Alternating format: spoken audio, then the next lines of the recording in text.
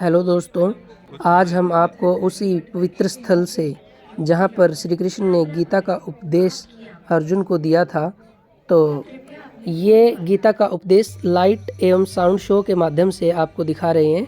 इस पवित्र स्थान से गीता का उपदेश सुने और आनंदित हों।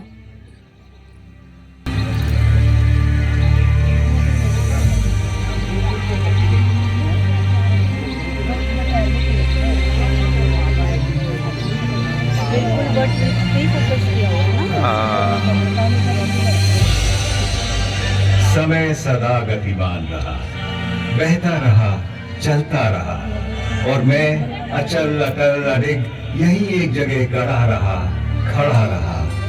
और फिर भी हम साथ थे, क्योंकि समय के अनादि अनंत अखंड अछेद अभेद अनवरत प्रवाह को मैंने अपने इसी स्थान से, थान से, ठौर से सतत सनातन निरंतर देखा है।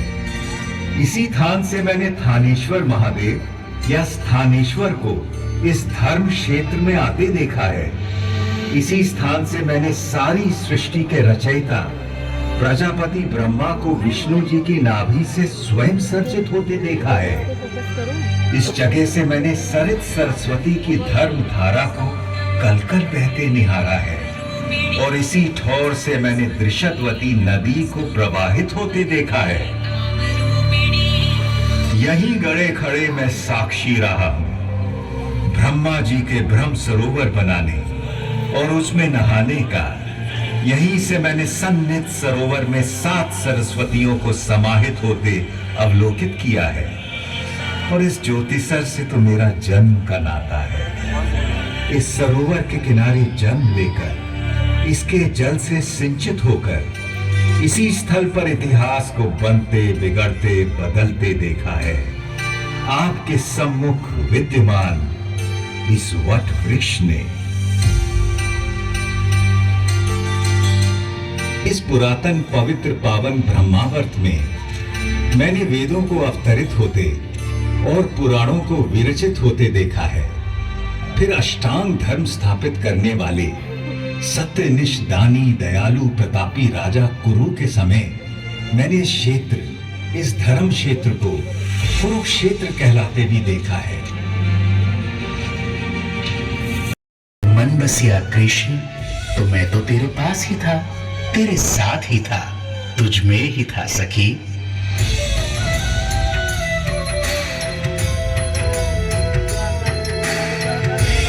कृष्ण ने उस दिन अपनी सखी कृष्णा की लाश तो बचा ली, किंतु इस घोर पाप, इस जघन्य अपराध, संपूर्ण स्त्री जाति के इस अनादर के बाद संसार को प्रलयंकारी युद्ध से बचाना अब केशव के लिए भी संभव नहीं था।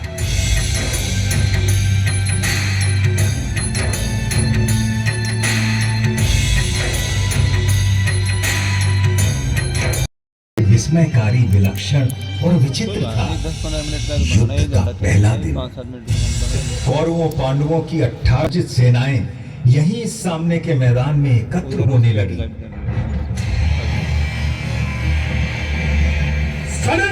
धड़क धड़क बरछों की झमक झमक, बाणों की किरणों में भालों की दमक दमक दमक।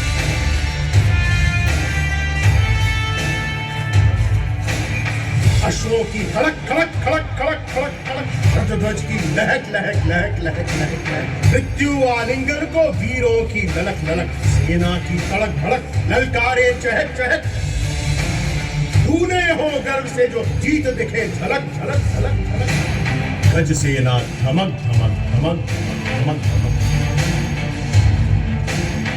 अग्नियस्त्र धधक धधक धधक धधक। जय जय जय गौरव कहीं पांडव जय घोष धड़क, जय जय जय गौरव कहीं पांडव जय घोष धड़क, जय जय जय गौरव कहीं पांडव जय घोष धड़क।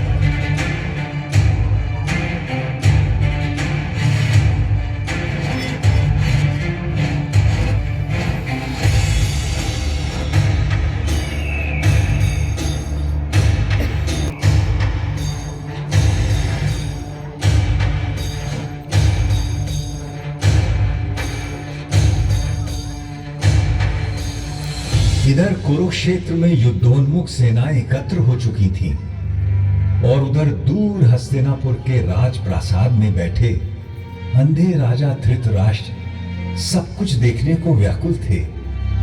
देखना तो दुर्भाग्य से असंभव था जन्मांध राजा के लिए, किंतु कदाचित उनके अंधेपन की प्रतिपूर्ति के लिए ही उनके रथवाहक संजय को दिव्य दृष्टि का वरदान था, जिससे वो दूर की चीजों को देख सकते थे।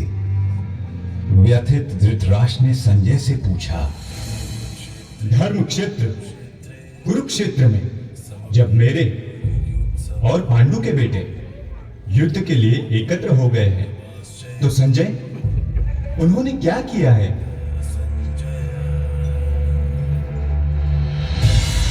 दुर्योधन को हर्षित करने के लिए कौरवों में वृद्ध महाप्रतापी पितामह भीष्म सिंह की तरह दहाड़ उठे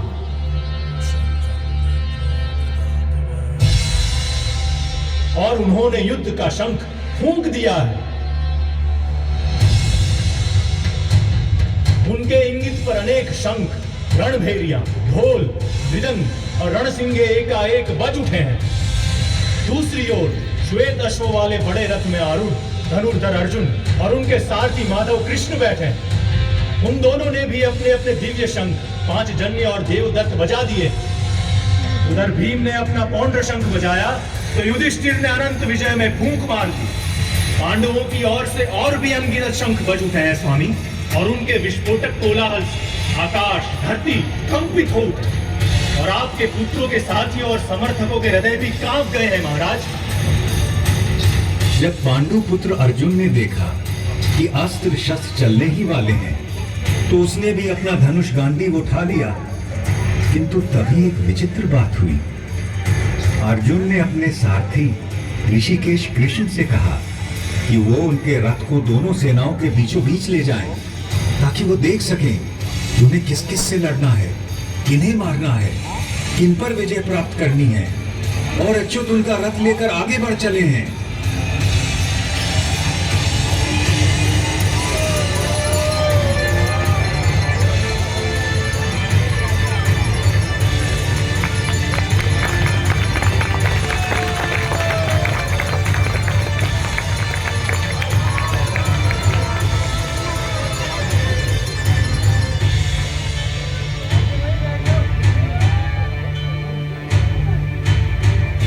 अर्जुन ने देखा कि सामने भीष्म और द्रोण थे। उसने देखा कि सामने खड़े सभी शत्रु योद्धा उसके पुरखे और दादा हैं, उसके आचार्य और मामा हैं, भाई बेटे पोते और पूरे जीवन के संगी साथी हैं। उसने देख लिया कि सामने खड़े मरने मारने को आतुर लोग सब उसके अपने थे, और व्यथित होकर वो बोल उठा, कृष्ण, न मुझे विजय चाहिए, न राज्य, न सुख। हमें राज्य मिले भी तो क्या होगा? भोगों का हम क्या करेंगे? जीने में क्या रखा है? ये सब मेरे आचार्य, मेरे गुरु, मेरे पितर, मेरे ताऊ चाचा, मेरे बेटे, मेरे बाबा दादा मामा पोते साले ससुर सगे संबंधी हैं। मैं इन्हें मरवाना या मारना नहीं चाहता केशव, चाहे मेरी जान ही क्यों ना चली जाए। भले ही 3 लोगों का राज्य मुझे मिल जाए, फिर तो थोड़ी सी भूमि की बात ही क्या है। माना यह आतताई है, किंतु वो है तो हमारे बंधु ही।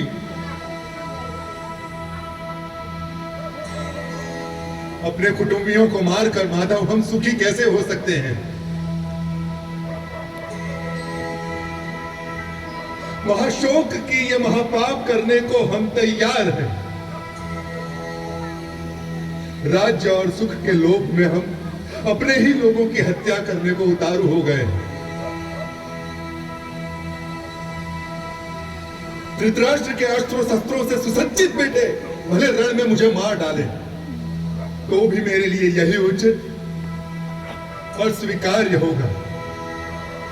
अर्जुन की ये विषाद योग दशा देखकर उसके सारथी श्री कृष्ण कदापि चिंतित नहीं हुए, बल्कि उसकी बातें सुनकर ऋषिकेश कृष्ण कुछ हंस पड़े और अर्जुन से बोले,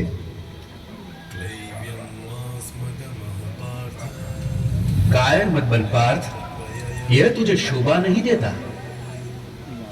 हृदय की शुद्ध दुर्बलता को त्याग दे और उठ खड़ा हो जा। तू तो परंतप है, तेरा काम है शत्रुओं को हराना, बैरियों को मारना। इस देह में आकर हमारी आत्मा बचपन, जवानी, बुढ़ापा इन सभी अवस्थाओं को प्राप्त करती है और फिर एक देह से निकलकर दूसरे देह में चली जाती है। इस देह परिवर्तन को देखकर कोई भी धीर बुद्धि व्यक्ति कभी भ्रमित नहीं होता है अर्जुन। जैसे पुराने कपड़ों को उतारकर मनुष्य नए कपड़े पहन लेता है, उसी प्रकार आत्मा भी पुराने शरीर को त्याग कर नया शरीर धारण करती है। इस आत्मा को ना तो शस्त्र काट सकता है और ना आग इसे जला सकती है, ना इसे पानी भिगा सकता है और ना ही हवा उसे सुखा सकती है। यूं सांख्य योग की बारीकियों को आगे समझाते हुए कृष्ण बोले, कुरुनंदन, इस योग में व्यवसायिक बुद्धि और कर्म निर्धारक बुद्धि दोनों एक ही है, लेकिन जो अव्यवसायी है, अकामी है, अकर्मण्य है, उसकी बुद्धि तो अनंत शाखाओं में बंटकर भटक जाती है अर्जुन। और फिर देवकी नंदन श्री कृष्ण ने वो शब्द कहे जो आज तक हर भारतीय के मन मस्तिष्क में गुंजायमान रहते हैं। तेरा अधिकार केवल कर्म पर है, फल पर कभी नहीं। तू कर्म करते समय फल की इच्छा कभी मत कर और कर्म से कभी मुंह भी मत मोड़। काश कि मनुष्य ये बात हम पेड़ों से समझ लेते, जो सारे संसार को, मनुष्यों, पशु पक्षियों को निरंतर फल देते हैं, किंतु स्वयं उस फल के भोग के बारे में कभी नहीं सोचते। वरना तो सारे जंगल, सारे पेड़ पौधे, सारी वनस्पति कब की नष्ट हो जाती और उसके साथ संसार में संपूर्ण जीवन भी।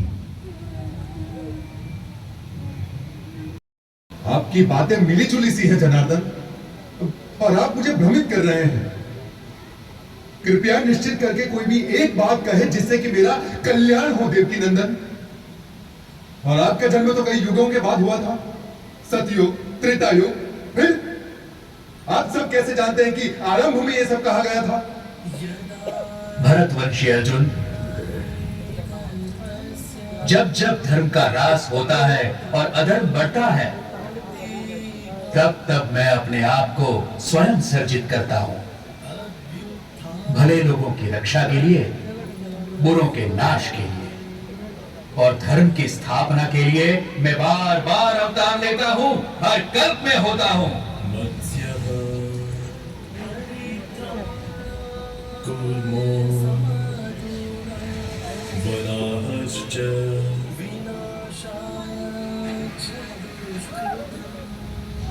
नृसिंहोऽवतः वामनः रामो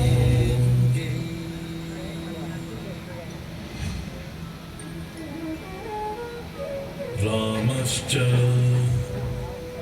चतुर्दशः।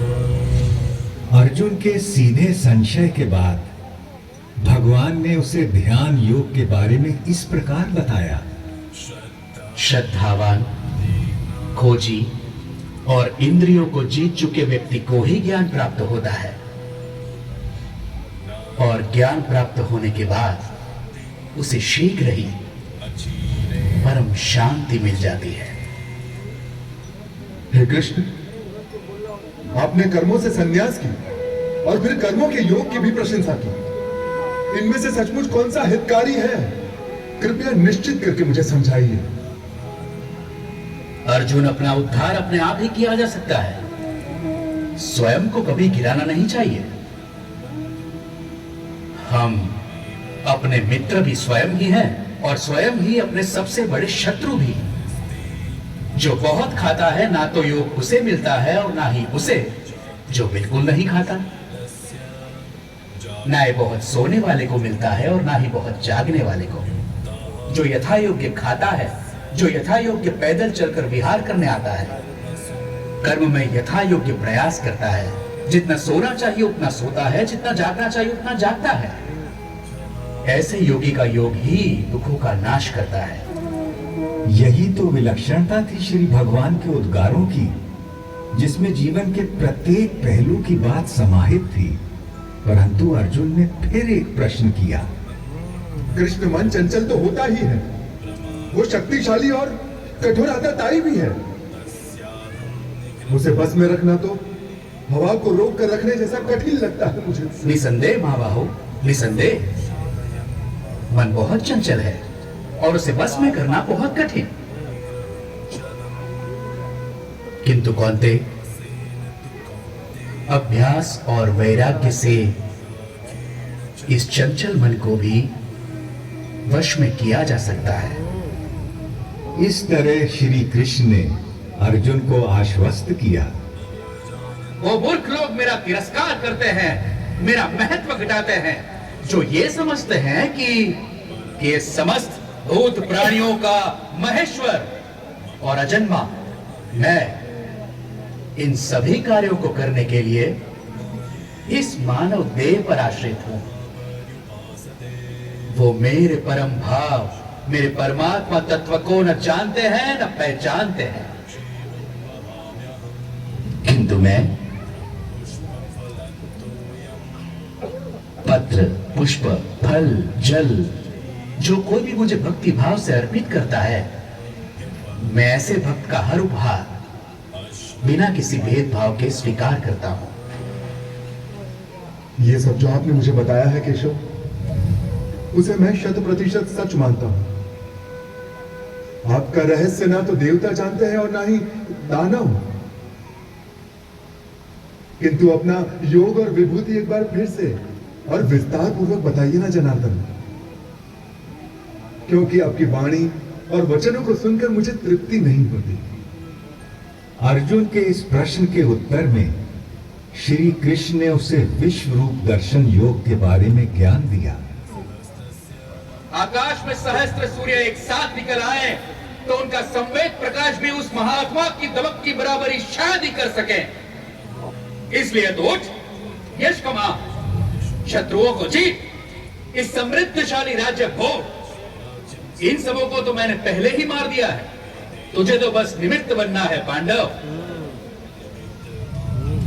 मेरे पास केवल वो लोग आ सकते हैं जो अपने समस्त कर्म मुझे अर्पित कर देते हैं, जो मेरी ओर उन्मुख हो, जो मेरे भक्त हो, जो इस संसार के सभी भूत पदार्थों और प्राणियों के प्रति शत्रुहीनता की भावना रखता हो, केवल वो ही मुझे प्राप्त कर सकता है। पार्थ, शनय शनय अर्जुन का मन कुछ स्थिर होने लगा और जिज्ञासु होकर उसने श्री कृष्ण से पूछा कि कुछ भक्त हमेशा सतत उनकी उपासना करते रहते हैं और अन्य उनको अक्षर और अव्यक्त मानकर उनकी उपासना करते हैं। अब प्रश्न ये है कि उन दोनों में से वो स्वयं किसको अच्छा योगी मानते हैं?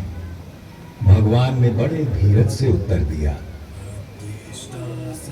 मेरा वो भक्त मुझे प्रिय है जो द्वेष नहीं करता, जो समस्त भूत पदार्थों और प्राणियों का मित्र है, जो सब पर करुणा करता है, जो निर्मम है, निर्मोही है, निरंकार है, जिसमें मैं नहीं, जो अपने को कर्मों का कर्ता नहीं मानता, जो सुख और दुख दोनों को एक समान समझता है, जो क्षमा से भरा हुआ है। मेरा वो भक्त मुझे प्रिय है जो संतोषी है, सदा योगी है, आत्मा को जीतने वाला है, इरादों का पक्का है और मन बुद्धि सब मुझ पर अर्पित करता है।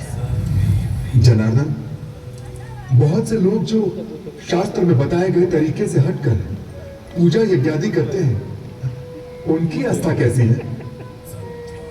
भारत,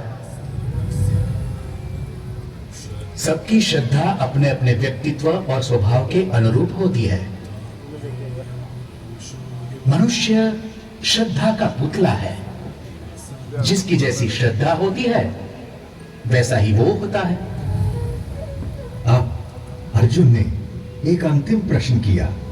महाबाहु, ऋषिकेश, केशिनी शूदन, मैं सन्यास का और त्याग का तत्व भी जानना चाहता हूं। इनमें से सचमुच कौन सा हितकारी है, यह भी समझना है मुझे। कवि, मेधावी और विद्वान एक बात अच्छी तरह से जानते हैं कि सन्यास उन कर्मों का परित्याग है जो फल की कामना से किए जाते हैं, और दूसरे विवेचक सभी कर्मों के फल के त्याग को ही त्याग मानते हैं। सात्विक कर्ता वो है जिसमें आसक्ति नहीं होती, जो अहमवादी नहीं होता, जो धैर्य और उत्साह से भरा होता है, जो काम के पूरा होने ना होने में सिद्धि असिद्धि में भी निर्विकार रहता है। इसलिए हे पार्थ, तू सभी धर्मों का त्याग करके मेरी शरण में आ, मैं तुझे सब पापों से मुक्त कर दूंगा। तू शोक मत कर। पांडव श्रेष्ठ महाबाहु अर्जुन। अच्छा, आपकी कृपा से मेरा भ्रम नष्ट हो गया है, स्मृति वापस लौट आई है, संदेह दूर हो गए हैं, और अब मैं दृढ़ हूं कि अब से आपका कहा करूंगा। अर्जुन के मन से विषाद, करुणा, ग्लानि, शंका और निराशा छूमंतर हो गए, और अर्जुन ने अपना गांडीव उठा लिया और प्रत्यंचा तान दी। अब महाभारत होने को कोई नहीं रोक सकता था।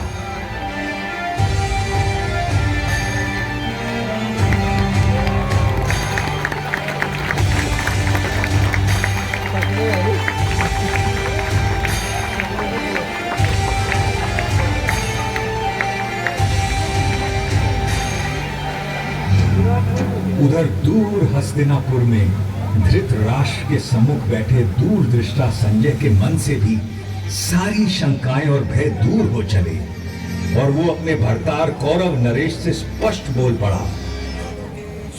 जहां योगेश्वर श्री कृष्ण, धनुर्धर अर्जुन, वहीं लक्ष्मी होगी, वहीं विजय होगी, वहीं कल्याण होगा, वहीं अचल नीति का व्यवहार होगा। ये मेरा मानना है और ये मेरा मत भी। संजय के मन से कौन सम्मत ना होगा। केशव और अर्जुन का वो संवाद याद कर सहस्त्राब्दियों बाद भी मैं अभी भी बार बार रोमांचित हो उठता हूँ, किंतु और भी रोमांचित हो उठता हूँ मैं हरि का वो अद्भुत रूप याद करके, जो उन्होंने विश्व रूप दर्शन योग की बात करते समय अर्जुन को दिखाया था। देखते देखते श्री कृष्ण बड़े होने लगे, विशाल होने लगे, विराट होने लगे। देखते देखते उनके अनंत आंख, असंख्य चेहरे, अनगिनत हाथ हो गए, जिनमें अगणित अस्त्र शस्त्र सज्जित थे। कोई ऐसी देवी देवता, भगवान, गंधर्व, यक्ष, अप्सरा न थे जो उनमें विद्यमान न हो। वो अनादि अनंत अखंड अछेद अवेद थे। सहस्त्रों सूर्यों का तेज उनमें दमक रहा था, और एक गोल घूमती गूंजती वाणी दशों दिशाओं से गुंजायमान थी।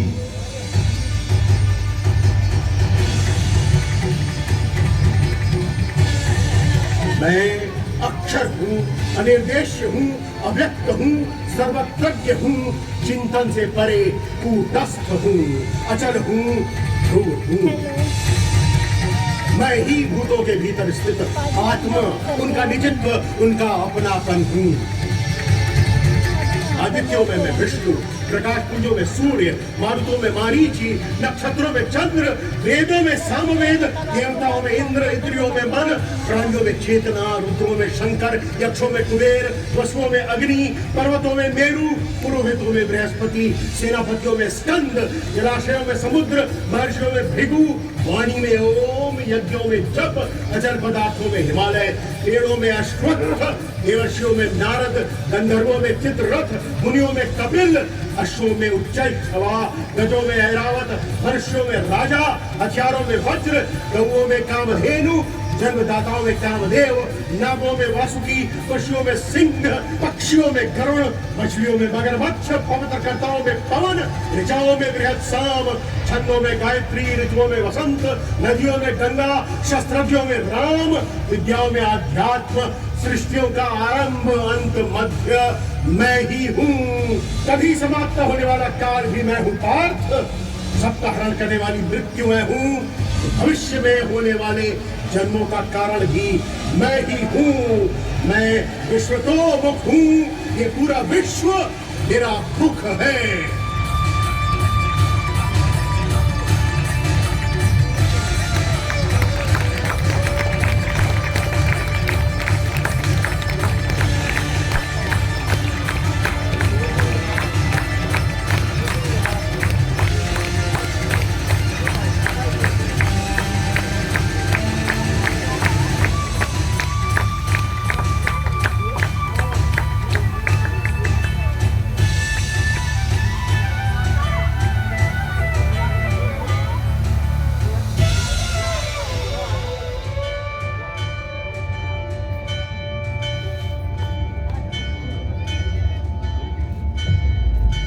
मैं बड़भागी था जो उस दिन भगवान का विश्व रूप अपनी आंखों देख पाया और व्यास जी की कृपा से वासुदेव कृष्ण और महात्मा अर्जुन के बीच का यह गुप्त संवाद स्वयं सुन सका, जिसमें सभी उपनिषदों का, समस्त ब्रह्म सूत्र का और समुच्च वेदांत का सार केवल 700 श्लोकों में समाहित था।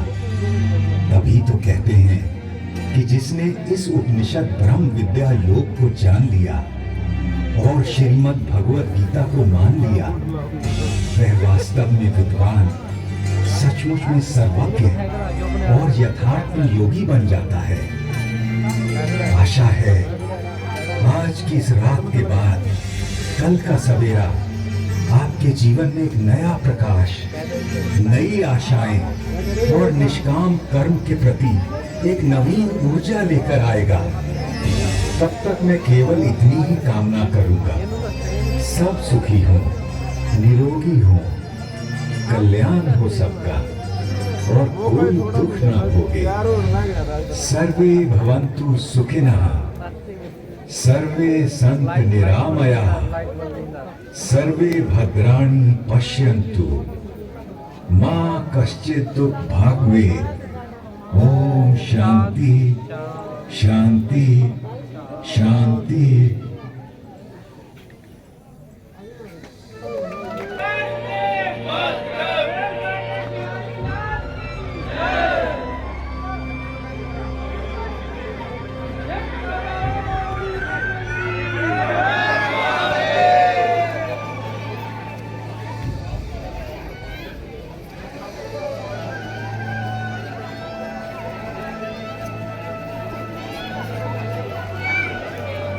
तो वही चल के बनाए क्या। आपका बहुत बहुत धन्यवाद दोस्तों, कंप्लीट वीडियो के साथ बने रहने के लिए। यही चैनल को लाइक, शेयर, सब्सक्राइब करें और हमारे अगले वीडियो के लिए हमारे साथ बने रहें। अब हम धर्मनगरी कुरुक्षेत्र से अलविदा लेते हैं और आपका बहुत बहुत धन्यवाद, आभार व्यक्त करते हैं वीडियो को अंत तक देखने के लिए।